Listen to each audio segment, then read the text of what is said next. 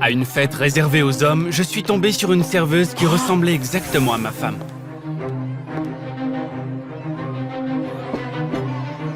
As-tu été un bon garçon?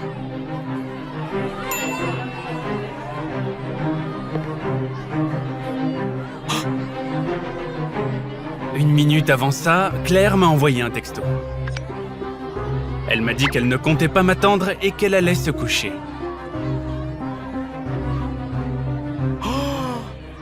Il n'y avait pas d'alliance à l'annulaire de la serveuse. Mais quand mon patron lui a demandé son nom, elle a répondu qu'elle s'appelait Claire. Tout comme ma femme.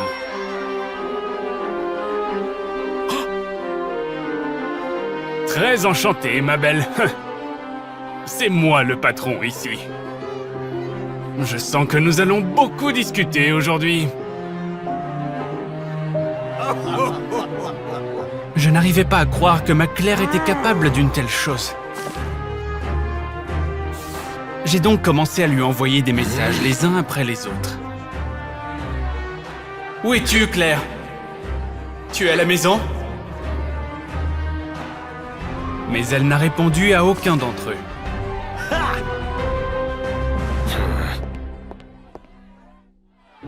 Je suis donc allé dans un endroit calme pour l'appeler.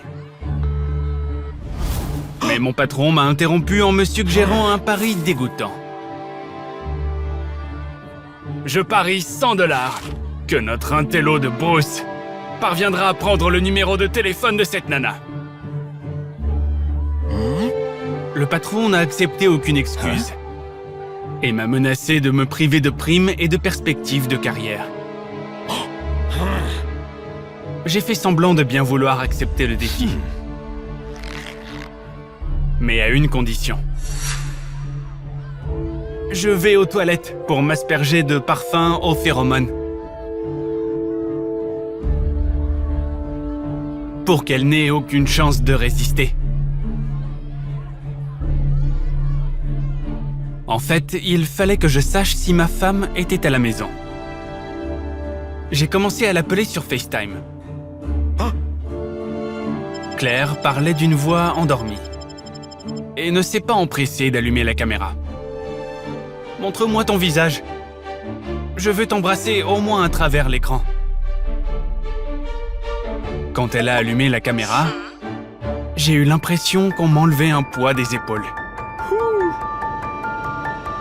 Claire était confortablement allongée sur son oreiller dans l'obscurité la plus totale. Ton entraînement se terminera quand? Tu me manques tellement. J'ai décidé que j'allais rentrer chez moi immédiatement après avoir gagné le pari stupide de mon patron. Mais quand je suis sorti dans le hall, je n'ai pas trouvé la serveuse.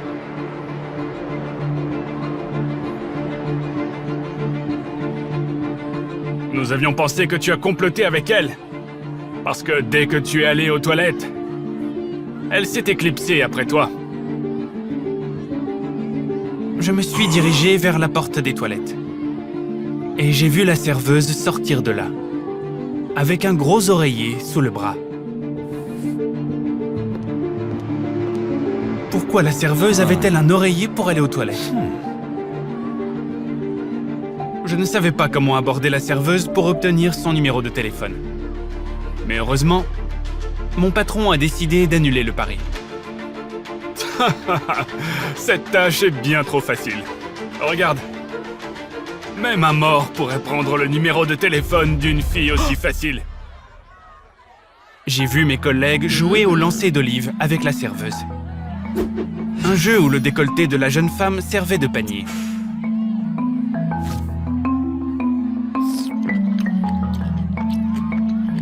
Après l'avoir vu, je me suis rendu compte que ce n'était pas Claire. Ma modeste épouse ne ferait jamais une chose pareille. Cette nana est vraiment prête à tout. Alors, ne rate pas l'occasion. Il m'a conduit à l'entrée du lieu de rendez-vous en tête-à-tête.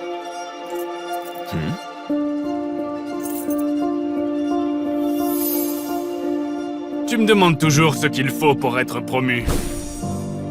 Eh bien, Voici la réponse. Il faut trouver une maîtresse. Le patron était convaincu qu'un homme qui a une liaison travaillerait plus dur pour subvenir aux besoins de sa femme et de sa maîtresse. Et quand l'employé travaille plus, il me rapporte plus de bénéfices. Tout le monde y gagne. Je lui ai dit que j'étais suffisamment motivé par ma femme et que je n'allais pas la tromper. Mais mon patron n'a pas voulu m'écouter. Oublie donc ta femme pour ce soir et parle à la serveuse.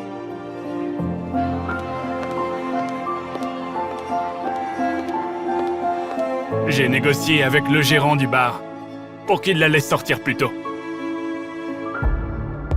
J'étais sûr que la serveuse n'était pas ma Claire. Elle n'aurait jamais accepté une telle proposition.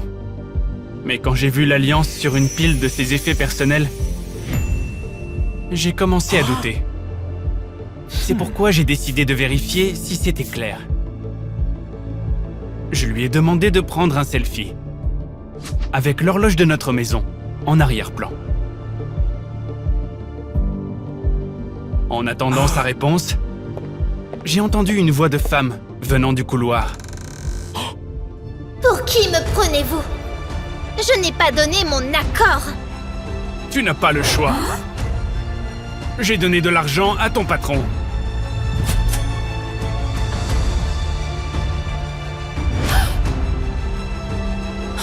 Et pour la première fois, j'ai osé contredire mon patron. Je lui ai demandé de laisser partir cette fille.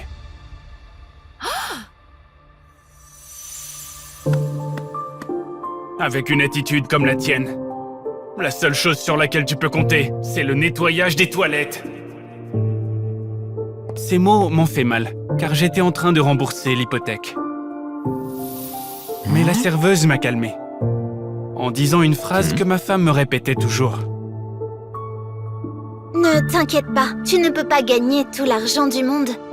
L'essentiel est de rester humain. La fille a enlevé son masque. C'était ma Claire.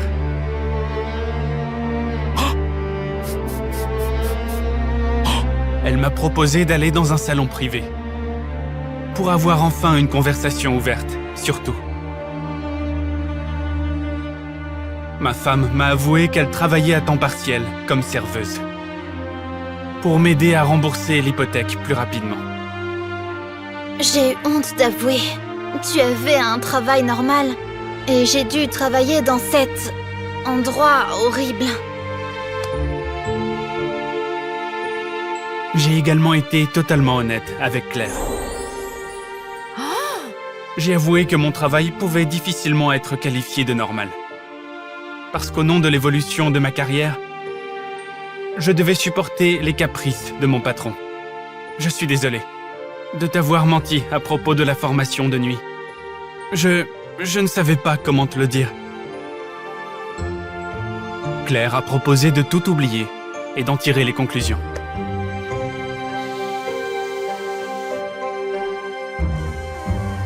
Bruce, je n'ai encore autorisé personne à quitter cette fête.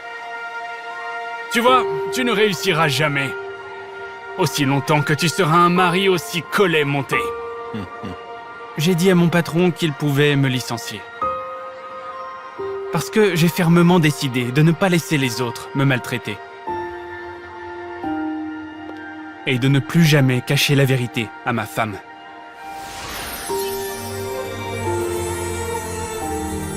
La valeur d'une personne n'est pas déterminée par l'importance de sa fortune, mais par la profondeur de son caractère. Mon mari ne voulait de moi que lorsque ma meilleure amie était là. Chérie, je peux avoir une minute? Il semble y avoir un problème avec la machine à laver dans la buanderie. Je me sentais gênée devant Lisa.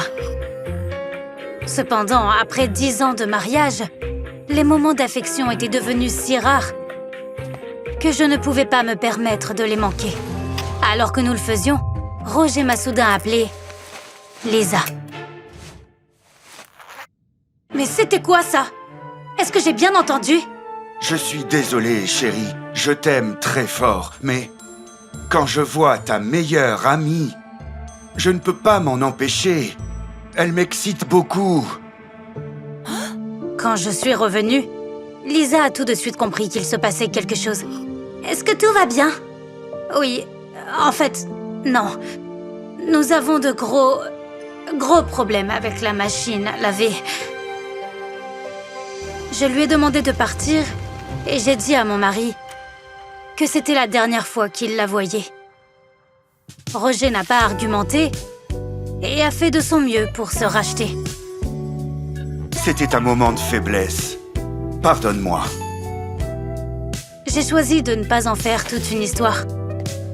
Mais quand il a fallu passer dans notre chambre, j'ai eu l'impression d'être allée d'une montagne russe à une balançoire grinçante. Désolé. Je dois aller aux toilettes.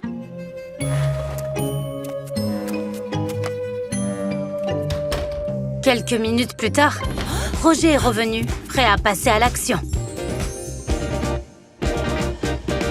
Pourtant, j'étais tourmentée par une pensée. Pourquoi avait-il pris son téléphone avec lui? J'ai décidé de découvrir ce qui avait inspiré mon mari. Et j'ai vu le profil de Lisa. Comment oses-tu? Roger n'a pas fait semblant d'être coupable cette fois-ci. Qui t'a donné la permission de fouiller dans mon téléphone? Oh, désolé. C'était un moment de faiblesse. J'ai passé toute la nuit à essayer de lui expliquer à quel point c'était blessant quand il pensait à d'autres femmes. Puis, Roger a mis fin à notre dispute en emportant les cadeaux coquins que je lui avais offerts pour la Saint-Valentin dans la cour. Ce ne sont que des vêtements, pas une vraie personne. Je m'en fiche. Plus de jeux de déguisement. Je ne voulais pas rester dans la même maison que cet infidèle. Alors je suis allée voir la seule personne à qui je pouvais faire confiance et avec qui je pouvais partager mes problèmes. Mon mari est excité par une autre femme. Waouh! Qui? Je voulais vraiment dire à mon amie que c'était elle. C'est une actrice très célèbre. Lisa a ri en guise de réponse et m'a assuré que c'était tout à fait normal. Surtout pour un couple comme le nôtre. Vous avez été ensemble toute votre vie. Bien sûr, la passion s'est estompée, mais tous les moyens sont bons pour l'entretenir. Les mots de Lisa m'ont convaincue de profiter de l'attirance de mon mari pour elle. C'est pourquoi j'ai invité mon amie séductrice une fois de plus. J'avais honte de l'utiliser ainsi. Mais d'un autre côté, notre mariage est devenu plus fort que jamais. Et pas seulement au lit. Roger était ravi que je sois devenue une épouse aussi souple et compréhensive. Il a fait de son mieux pour être le mari parfait. À tel point qu'il a accepté d'avoir un bébé. Il a toujours insisté sur le fait que ce n'était pas le bon moment. Finalement, la présence constante de Lisa dans notre foyer a commencé à me déranger. Parce qu'elle poussait Roger à faire preuve d'initiative. Hé, reste! On va regarder un film ensemble. De plus, j'étais troublée par le fait que mon mari puisse penser à une autre femme pendant la conception de notre bébé.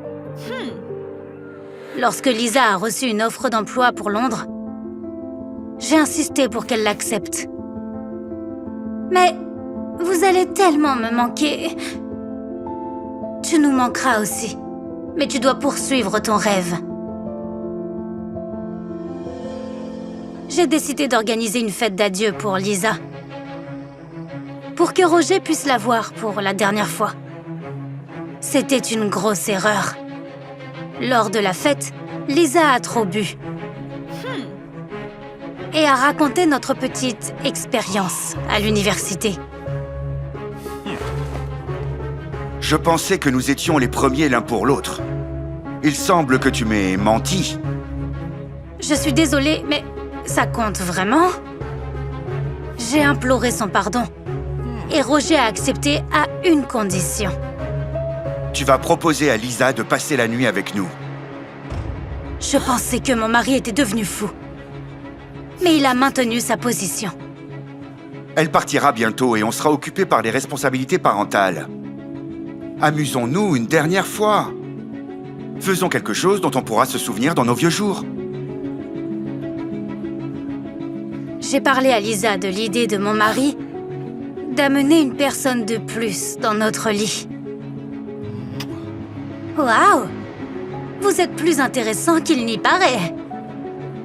Elle pensait que, si je n'étais pas contre, l'expérience pourrait nous être bénéfique. Roger réaliserait son désir et se calmerait. Même si ce ne sera pas facile de convaincre la célèbre actrice de le faire. Elle n'est pas vraiment célèbre. En fait, elle n'est même pas actrice. À la fin de la soirée, Roger était ravi de savoir que j'avais tout arrangé. Et qu'il aurait une surprise pour notre anniversaire de mariage. Est-ce que c'est ce que je pense? Oui. Oh mon Dieu! Tu es la meilleure épouse du monde! Roger était si nerveux avant le grand jour qu'il a passé 1 heure entière à choisir du vin et des sous-vêtements. Pendant ce temps, je continuais à alimenter son excitation. Tu ne veux pas me mettre dans l'embarras, n'est-ce pas?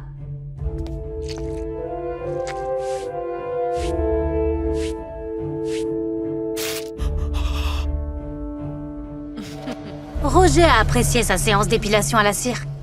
Je suis allée saluer notre invité. Je te présente James. C'est un de mes collègues.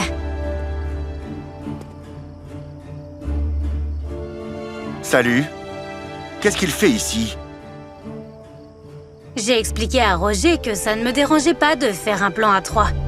Et puisque Lisa était son fantasme, nous allions d'abord réaliser le mien. Ce n'est que justice. Après tout, je veux aussi m'amuser une dernière fois.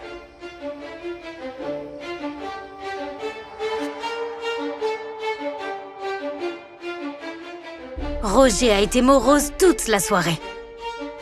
Pendant que je discutais avec mon collègue à propos du travail, quand James m'a demandé de lui montrer la maison, mon mari n'en pouvait plus. Ça suffit. Il ne rentrera pas dans notre chambre. Roger a admis qu'en se mettant à ma place, il avait compris ce que je ressentais en apprenant ses désirs. Je t'aime plus que ma vie. Et je ne veux te partager avec personne. Qu'est-ce qu'il raconte? C'est ainsi que Roger a découvert que je n'allais pas coucher avec mon collègue. Je l'avais seulement invité à dîner. Dès que James est parti, nous avons passé la meilleure nuit de toute notre vie. C'était le début de notre 2e lune de miel, qui s'est soldée par 3 personnes dans notre lit. N'oubliez pas qu'en poursuivant des illusions, vous pouvez perdre ce que vous avez déjà.